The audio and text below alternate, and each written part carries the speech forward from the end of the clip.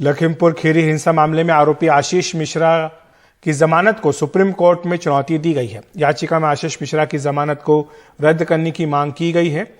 याचिकाकर्ता वकील शिव कुमार त्रिपाठी और सीएस पांडा ने अपनी अर्जी में कहा कि बेखौफ घूम रहे आरोपियों से सबूतों से छेड़छाड़ की आशंका है। गवाहों, किसानों और पीड़ित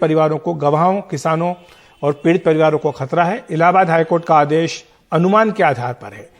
एसआईटी को सुप्रीम कोर्ट में तुरंत स्टेटस रिपोर्ट दाखिल करने को कहा जाए। किसानों की अपनी जीप से कुचलने के आरोपी आशीष मिश्रा को 5 दिन पहले इलाहाबाद हाईकोर्ट की लखनऊ पीठ से जमानत मिल गई थी।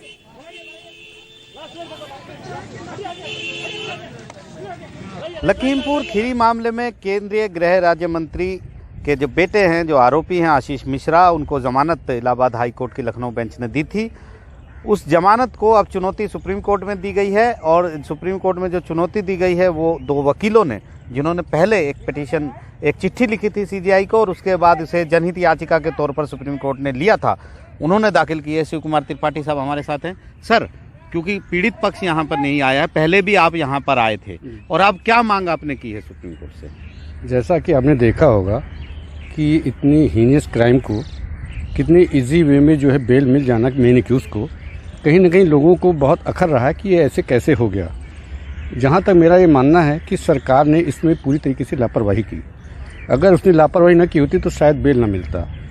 और मुझे ये लगता है कि एसआईटी जो गठित हुई राकेश जैन की नेतृत्व में, उन्होंने भी इस पर विशेष ध्यान नहीं दिया, नहीं तो आज मेन एक्यूज बाहर ना होता। इसको देखते हुए हमने कहा कि जो है बेल में जो ग्राउंड भी दिए गए जज साहब ने दिए, वो भी लगता है कि कहीं ना कहीं उन्होंने बहुत ही सीरियसली उसको जो है नहीं ध्यान दिया, लोगों की भावनाओं को नहीं समझा। जिस भावना को कद्र करते हुए माननीय सुप्रीम कोर्ट ने आदेश पारित किया था, उनका ये मानना था कि आप जो है किसी के साथ ऐसा व्यवहार ना करें जो सभी के साथ हो वैसा ही व्यवहार करें।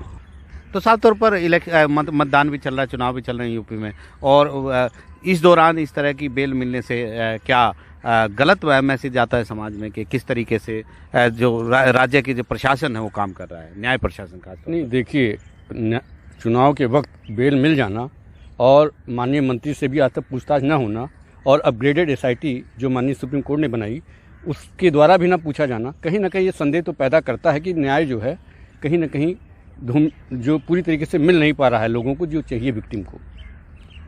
तो साफ तौर पर एक बड़ा मामला है, सुप्रीम कोर्ट की हमेशा नज़र रहती है और एक बार फिर सुप्रीम कोर्ट में ये मामला आ गया है।